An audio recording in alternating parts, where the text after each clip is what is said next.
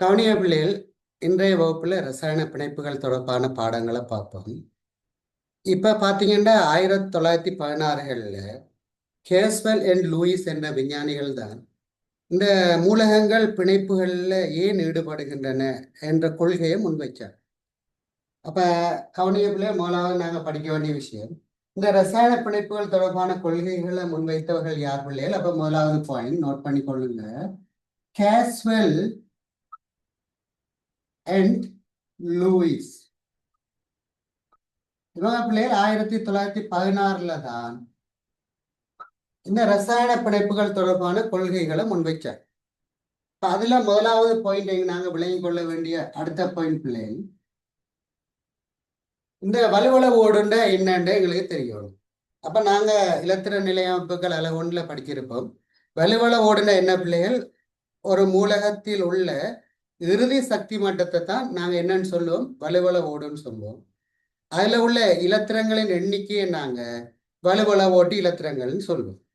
அப்ப ரெண்டாவது விஷயம் நாங்க என்ன படிக்கணும் பிள்ளைகள்? வலுவள ஓடுனா என்னன்னு பார்க்கணும். அப்ப வலுவள ஓடுனா பிள்ளைகள் வேலன்ஸ் ஷெல், வேலன்ஸ் ஷெல்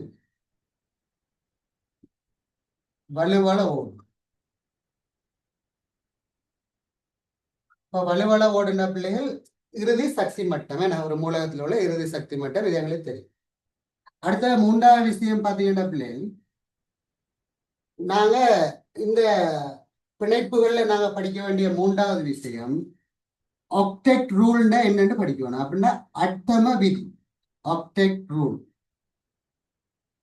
அட்டம விதி. அப்ப இந்த விதியை சொன்னது யாருன்ற பிள்ளைகள்? அத கேஸ்வெல் அண்ட் லூயிஸ் என்ற விஞ்ஞானிகள் தான் இந்த விதியை சொல்றாங்க. அதாவது பிள்ளைகள், ஒரு மூலகத்தின் வலுவள ஓட்டுல உயர்ந்த பட்சமாக, ஒரு மூலகத்தின் வலுவள ஓட்டில் உயர்ந்த பட்சமாக 8 இலத்திரங்கள் காணப்படுதல் அம்மூலகத்தினது உறுதியான ஒரு இலத்திர நிலையமைப்புன்னு சொல்றாங்க. எந்த மூலகத்தின வலுவள ஓட்டுல 8 இலத்திரங்கள் இருக்குதோ அம்மூலகம் உறுதியான இலத்திர நிலையமைப்பை பெற்றிருக்குது என்று சொல்றதுதான் பிள்ளைகள் இந்த அட்டம விதி. அட்டம விதி என்ன சொல்லுது பிள்ளைகள்? ஒரு மூலகம் வலுவள ஓட்டில் உயர்ந்தபட்ச 8 இலத்திரங்களை பெற்றுக் கொண்டிருப்பது அம்மூலகத்தின் உறுதியான ஓர் இலத்திர நிலையமைப்பை வழங்குகிறது. அம்மூலகத்திற்கு ஒரு உறுதியான இலத்திர நிலையமைப்பை வழங்கும் என்ற விதிதான் பிள்ளைகள் அட்டம விதி. அப்ப கவனிங்க, இந்த அட்டம விதியை பூர்த்தியாக்குறதுக்காகத்தான் மூலகங்கள் பிணைப்பில் ஈடுபடுகின்றன சொல்லி என்பதை விளங்கப்படுத்தின விஞ்ஞானிகள் தான் பிள்ளைகள் கேஸ்வெல் அண்ட் லூயிஸ். அப்ப கேஸ்வெல் அண்ட் லூயிஸ் என்ன சொல்றாங்க? மூலகங்கள் ஏன் பிணைப்பில் ஈடுபடுகின்றனன்றா அவற்றின் வலுவள ஓட்ட 8ஆக மாற்றுவதற்காகத்தான் பிணைப்பில் ஈடுபடுவதாக இந்த கேஸ்வெல் அண்ட் லூயிஸ் சொல்றாங்க. அப்ப விளங்கினீங்களா பிள்ளைகள்? அப்ப மூலா என்ன விஷயம் நாங்க பார்த்தோம், இரசாயன பிணைப்புகள்ல மூலகங்கள் ஏன் பிணைப்பில் ஈடுபடுகின்றன? அவற்றின் வலுவள ஓட்டு இலத்திரன்களை உறுதியான ஓர் இலத்திர நிலையமைப்பை பெற்றுக்கொள்வதற்காகத்தான் இந்த மூலகங்கள் பிணைப்பில் ஈடுபடுகின்றன. சரி, அப்ப அடுத்த ஒரு விஷயம் என்னென்ன பிள்ளைகள், இந்த மூலகங்கள் இந்த வலுவள ஓட்டுல 8 இலத்திரங்களை பெற்றுக்கொள்வதற்கு என்ன செய்யும் அப்படின்றத நாங்க யோசிச்சோம்னா, சில மூலகங்கள் இலத்திரன்களை இழப்பதன் மூலம் இந்த உறுதியான இலத்திர நிலையமைப்பை பெற்றுக்கொள்ளும். வேறு சில மூலகங்கள் என்ன செய்யும்டா பிள்ளைகள்? இலத்திரங்களை ஏற்பதன் மூலம் உறுதியான இலத்திர நிலையமைப்பை பெற்றுக்கொள்ளும். அப்ப எங்களுக்கு தெரியும், ஒரு மூலகம் இலத்திரனை இழந்தா அதை கற்றையென உருவாக்கும். அதே போல ஒரு மூலகம் இலத்திரனை ஏற்ற எண்ணத்தை உருவாக்கும்டா பிள்ளைகள், அந்நியன்களை உருவாக்கும். வேறு சில மூலகங்களை நாங்க பார்த்தோம்னா அவை இலத்திரங்களை இழப்பதும் இல்லை, ஏற்பதும் இல்லை. மாறாக என்ன செய்யும்டா பிள்ளைகள்? தமக்கிடையே இலத்திரங்களை பங்கிடும். அப்ப இந்த பங்கிடுவதன் மூலமாக அவங்க இந்த அட்டமத்தை பூர்த்தி செய்வாங்க. அப்ப இந்த 3 விஷயத்தையும் சேர்த்துதான் நாங்க வலுவளவுன்னு சொல்றோம். இந்த வலுவளவுக்குரிய வரைவிலக்கணம் என்னடா பிள்ளைகள்? வலுவளவு என்றால் என்ன? வலுவளவு இதை நாங்க வேலன்சின்னு ஆங்கிலத்துல சொல்லுவோம். இதனுடைய வரைவிலக்கணம் என்ன பிள்ளைகள்? வலுவளவுக்குரிய வரைவிலக்கணம் என்ன? ஒரு மூலகம் உறுதியடையும் பொருட்டு, ஒரு மூலகம் உறுதியடையும் பொருட்டு இழக்கின்ற அல்லது ஏற்கின்ற அல்லது பங்கிடுகின்ற இலத்திரன்களின் மொத்த எண்ணிக்கையை நாங்க வலுவளவுன்னு நாங்க சொல்லப்போம்.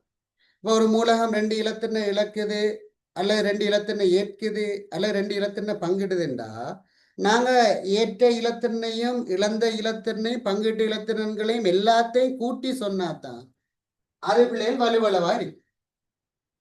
விளங்காண்டு பாருங்க. அப்ப வலுவளவுக்குரிய வரைவிலக்கணம் என்ன பிள்ளைகள்? ஒரு மூலகம் இழக்கின்ற, ஏற்கின்ற அல்லது பங்கிடுகின்ற இலத்திரங்களின் மொத்த எண்ணிக்கை.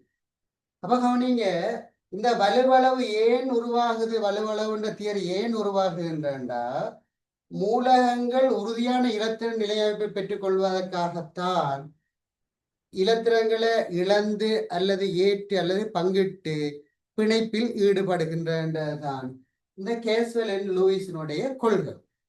அப்ப அடுத்த விஷயமா நாங்க ரசாயன பிணைப்புகள்ல நாங்க படிக்க வேண்டிய அடுத்த 5வது விடயம் என்னென்ன பிள்ளைகள், இந்த ரசாயன பிணைப்புகளின் வகைகள் என்ன? ரைட். அப்ப ரசாயன பிணைப்புகள் வகைகளுக்கு முதல் நாங்க இன்னொரு விஷயத்தை படிக்கணும். ரசாயன பிணைப்பு என்றால் என்ன அப்படின்றத நாங்க படிக்கணும். ரசாயன பிணைப்பு, ரசாயன பிணைப்புன்னா என்ன? பிணைப்புன்னு நாங்க எதை சொல்றோம்? பை கெமிக்கல் பாண்ட் அப்படின்னா என்ன பிள்ளைகள்? கெமிக்கல் பாண்ட் என்ன? ரசாயன பிணைப்புன்னா என்ன?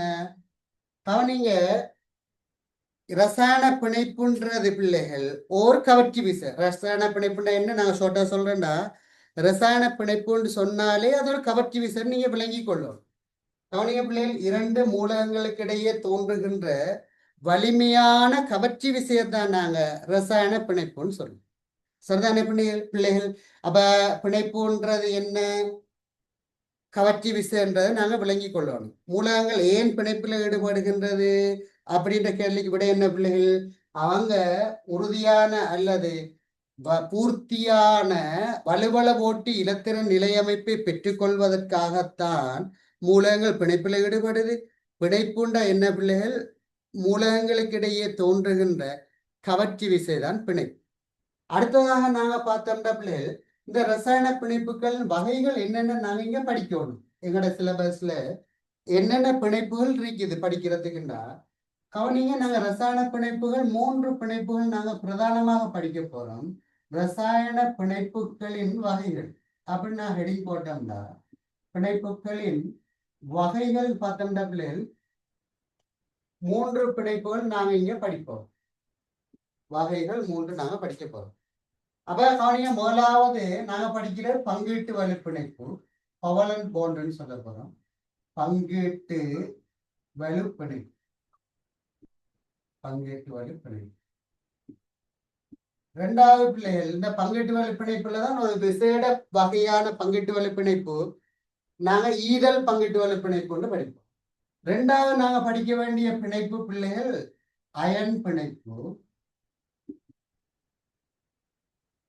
3வது உலோக பிணைப்பு, மெட்டலிக் பாண்ட், உலோக பிணைப்பு.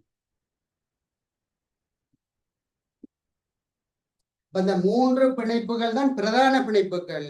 இதை நாங்க முதலான கவர்ச்சி விசைகள்னு இன்னொரு பேர் இருக்கு. அதாவது பிணைப்புகளுக்கு, ரசாயன பிணைப்புகளுக்கு இன்னொரு பேர் என்ன பிள்ளைகள்? பிணைப்புண்டாலே கவர்ச்சி விசை.